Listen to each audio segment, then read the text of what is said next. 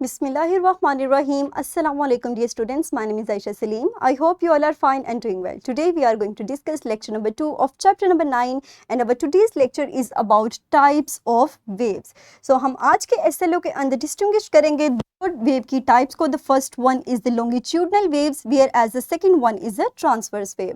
तो हम अपने lecture को start करते हैं by brainstorming few ideas. So quickly think that how could you use a slinky spring to show different type of waves that energy by different type of ways that energy can travel. आपके पास एक slinky spring है तो आप उसको किस तरह से move करेंगे कि आप different type of waves को प्रोड्यूस कर सकें. Very good. तो हमारे पास दो तरीके हैं जिनके तहत हम वेव्स को प्रोड्यूस कर सकते हैं. हम उसको अगर स्ट्रेच करेंगे तो हम वेव्स को पैरेलल वेव्स को प्रोड्यूस कर सकते हैं. इसी तरह अगर हम उसको अप एंड डाउन मूव करेंगे तो भी हम वेव्स को प्रोड्यूस कर सकते हैं. और इन्हीं दो टाइप्स की वेव्स को हम डिस्कस करेंगे अपने आज के लेक्चर के अंदर. So dear students, we can classify the waves into two types. The first one is on the basis of direction of particles and the second type is on the basis of nature of the waves. आज के lecture के अंदर हम अपने first type को discuss करेंगे which is basically based on the direction of particle motion. We have two types. First one is the transverse wave whereas second one is the longitudinal waves. तो हमारे पास जो first wave की type है जिसको हम discuss करने जा रहे हैं that is the transverse wave.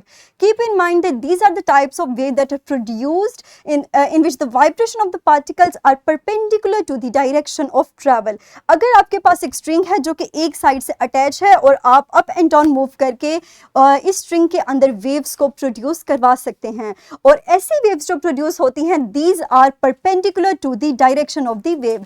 हमारे पास मोशन अपवर्ड एंड डाउनवर्ड है जबकि direction of travel of particles जो है वो स्ट्रेट है. तो आप देख सकते हैं कि इस तरह की वेव्स हमारे पास परपेंडिकुलर होती हैं. अगर हम इसके कुछ एग्जांपल्स को देखें तो हमारे पास गिटार स्ट्रिंग्स, जंपिंग रोप, उसके अलावा वाटर वेव्स एंड लाइट, ये कुछ एग्जांपल्स हैं जो कि ट्रांसवर्स वेव पर मुश्तमिल होती हैं जिनके पार्टिकल्स ट्रांसवर्स वेव रखते हैं. इसके अलावा जो सेकंड टाइप है हमारी that are the longitudinal waves. The vibration of particles in longitudinal waves are parallel to the direction of wave. अगर हम इस स्लिंकी स्प्रिंग को स्ट्रेच करेंगे तो आप देख सकते हैं कि हमारे पास डायरेक्शन और इसके अलावा वेव प्रोड्यूस करने के लिए जो हम उसको स्ट्रेच कर रहे हैं they both are parallel to each other. और इसी तरह हम पैरेलल डायरेक्शन में जो वेव्स प्रोड्यूस करवाते हैं दैट आर लॉन्गिट्यूडनल वेव्स. और इसमें हमारे पास the area that is denser is compression whereas the area that is less denser is termed as rarefaction. और अगर हम इसको पेपर पे ड्रॉ करें तो we named compression as the crust whereas rarefaction is the trough of the wave. इसको बेहतर तरीके से हम समझते हैं फर्दर इसी लेक्चर के अंदर. आगे हम एक सिमुलेशन के जरिए इसको समझेंगे. But firstly we discuss about the examples. When you shout or clap the sound waves travel through the air reach to the others. इस तरह की जो वेव्स प्रोड्यूस होती हैं that are also longitudinal waves. उसके अलावा जो स्लिंकी स्प्रिंग जिसके एग्जांपल को हमने भी डिस्कस किया उस स्प्रिंग में प्रोड्यूस होने वाली वेव्स भी लॉन्गिट्यूडनल वेव्स हैं. फर्दर हम चलते हैं अपनी सिमुलेशन की तरफ जिसको आप इस लिंक पे क्लिक करके इजीली ओपन कर सकते हैं.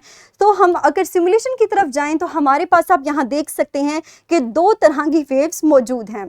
अब अगर मैं इसको रन करूं तो आप देख सकते हैं कि किस तरह वेव्स प्रोड्यूस होकर आगे मूव करती हैं. तो हमारे पास ये एरिया जो कि ज़्यादा डेंस है this area is known as compression, जबकि दूसरा एरिया जो कि लेस डेंस है this area is known as rarefaction. And when we draw this wave on the paper this more denser area that we named as compression act as the crest of the wave whereas the less denser area is the trough of the wave. इसी तरह जो नीचे wave दी गई है that is transfer wave. आप easily उसको देख सकते हैं कि हमारे पास ये वेव किस तरह से परपेंडिकुलर मूव कर रही है. तो ये हमारे पास दो टाइप्स थी वेव की जिनको हमने डिस्कस किया. आप यहाँ से एम्पलीट्यूड को एडजस्ट करके अपनी मर्जी से इस वेव को देख सकते हैं. आप देख सकते हैं कि जैसे ही मैंने एम्पलीट्यूड को कम किया हमारे पास जो ज़्यादा डेंस एरिया था वो आहिस्ता आहिस्ता कम डेंस होना स्टार्ट हो गया. इसी तरह अगर मैं इसको इंक्रीज करूँगी तो again the area becomes more denser as the amplitude increases. तो वापस हम चलते हैं अपनी स्लाइड की तरफ और लेक्चर को फर्दर प्रोसीड करते हैं. तो हमारे पास नेक्स्ट है एक activity, that is activity number 2. You have to describe that how do transverse and longitudinal waves form in real life. In order to solve this activity, आप QR कोड को scan कीजिएगा. उसके अलावा इस वीडियो की description में भी link available है, आप वहाँ से इजीली ओपन करके इस एक्टिविटी शीट को सॉल्व कर सकते हैं. नेक्स्ट हम मूव करते हैं और अपने लेक्चर को समराइज करते हैं. आज के लेक्चर के अंदर हमने 2 मोस्ट इंपॉर्टेंट टर्म्स के बारे में सीखा. The first one is the transverse wave, whereas second one is the longitudinal waves.